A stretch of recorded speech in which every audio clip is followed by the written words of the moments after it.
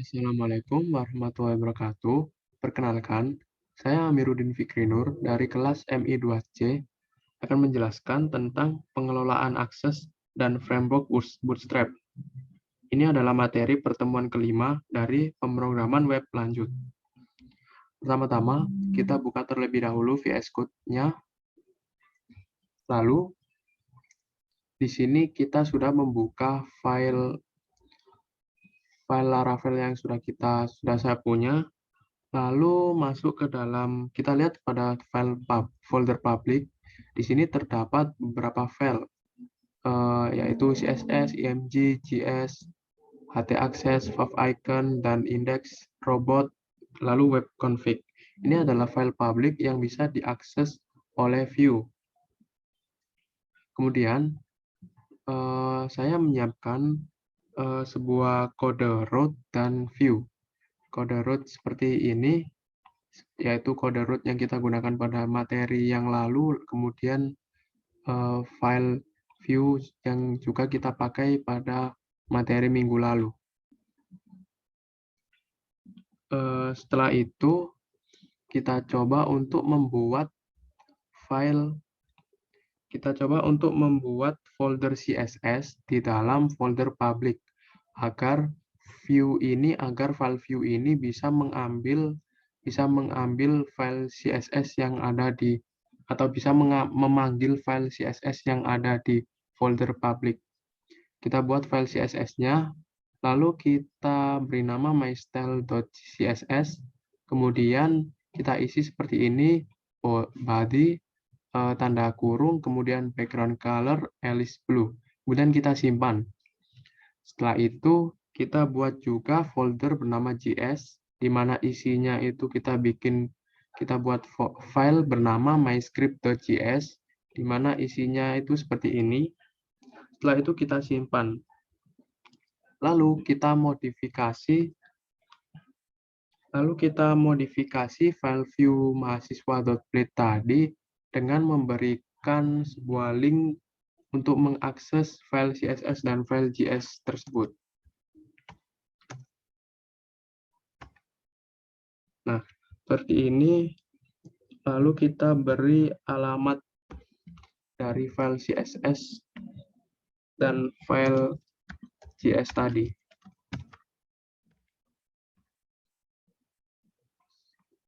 File JS-nya kita taruh di sini.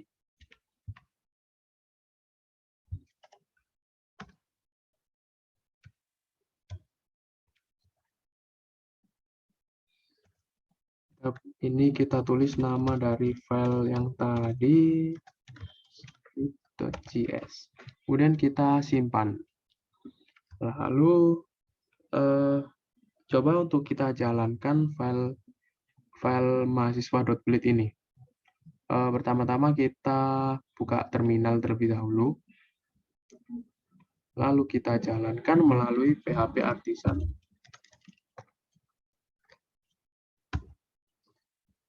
Setelah itu kita buka linknya, URL-nya. Kita masuk ke root mahasiswa. Nah, seperti ini tampilannya. Nah, jika nama-nama ini diklik, maka akan muncul alert dari JS. Ini menandakan bahwa JS yang tadi kita buat atau file JavaScript yang kita buat tadi itu sudah bisa diakses oleh view. Seperti ini. Kemudian file view itu juga bisa mengakses sebuah gambar atau IMG. Kita bisa membuat folder IMG terlebih dahulu pada folder public. Di sini adalah folder XM, kemudian masuk ke htdocs, dan ini file Laravel saya. Kemudian masuk ke dalam public. Di dalam public ini kita bikin file IMG yang berisi 4 gambar seperti ini. Kita beri nama people 1, 2, 3, dan 4. Setelah itu, kita modifikasi kode program mahasiswa.blade ini agar bisa menampilkan gambar yang tadi sudah kita buat.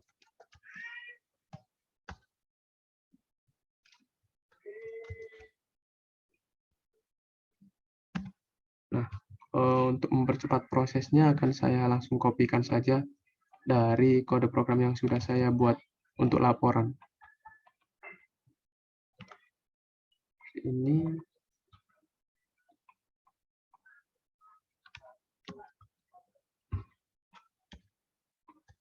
kita rapikan kode programnya. Kemudian setelah itu kita simpan. Ini kita hapus terlebih dahulu.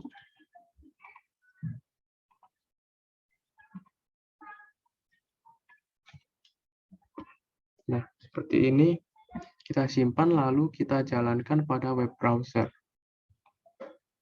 Nah, di sini file view mahasiswa dapat mengakses gambar yang kita simpan dalam folder publik, kemudian dalam folder IMG.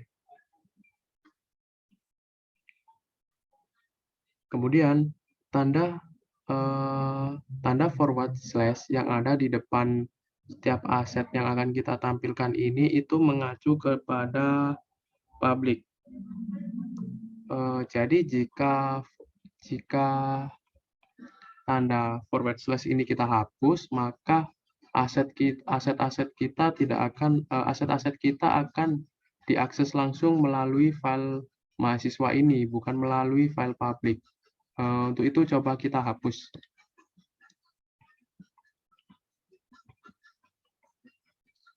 Nah, kita sudah menghapus. Kemudian kita simpan dan coba kita jalankan. Nah, di sini tampilannya masih sama, gambar bisa muncul dan ini juga bisa diklik nama ini bisa diklik. Itu karena URL mahasiswa ini belum kita ubah root-nya. Kita ubah root-nya terlebih dahulu. Kita ubah menjadi mahasiswa ilkom. Setelah itu kita simpan dan kita jalankan. Nah, di sini terlihat bahwa gambar tidak bisa muncul dan di saat kita klik nama ini tidak muncul alert dari JavaScript. Itu berarti jika kita menghapus tanda forward slash pada link aset ini, maka aset ini tidak akan mengakses file publik, melainkan mengakses langsung dari file mahasiswa.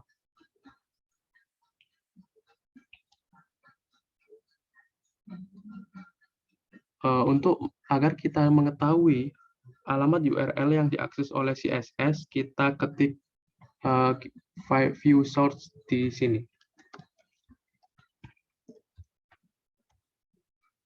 Nah, terlihat di saat kita menaruh kursor di atas CSS MyStyle ini, yang muncul adalah URL mahasiswa/CSS, bukan langsung dari port kemudian ke CSS-nya, melainkan melalui mahasiswa.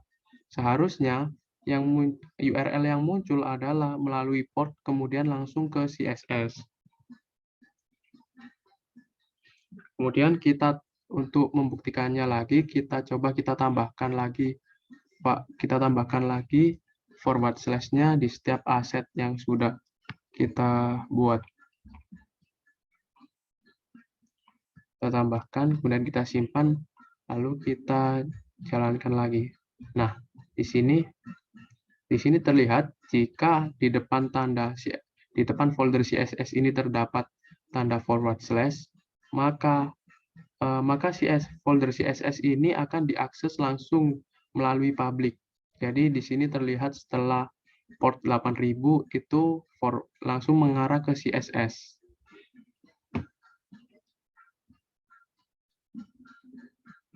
Lalu kita lihat tampilan view-nya kembali, apakah muncul seperti semula.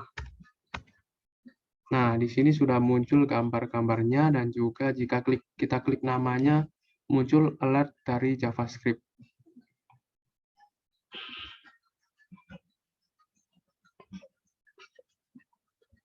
Lalu kemudian pembahasan selanjutnya adalah Bootstrap dan CSS Framework.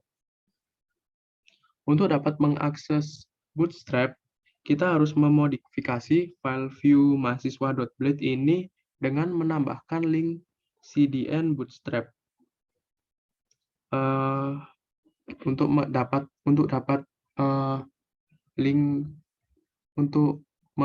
link CDN ini, kita perlu membuka web dari Bootstrap ini. Lalu kita klik download. Setelah itu kita copy link CDN yang ada di sini dan kita paste di sini.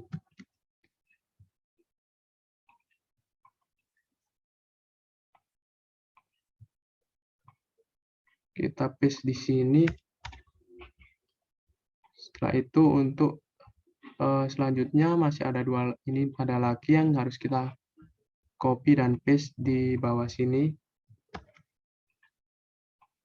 Nah, setelah itu kita hapus link yang tadi kita buat. Nah, penempatan CDN-nya seperti ini.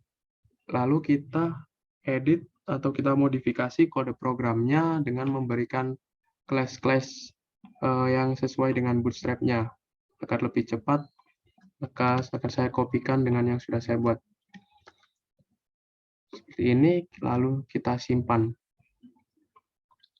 Ini adalah Bootstrap dari CSS, kemudian yang ini adalah Bootstrap dari JavaScript. Kemudian kita jalankan di web browser. Nah, tampilannya akan seperti ini. Tampilan ini lebih menarik daripada tanpa menggunakan Bootstrap yang tadi. Penggunaan Bootstrap juga bisa diakses melalui lokal, karena jika kita menggunakan CDN, maka kita harus selalu terkoneksi dengan internet.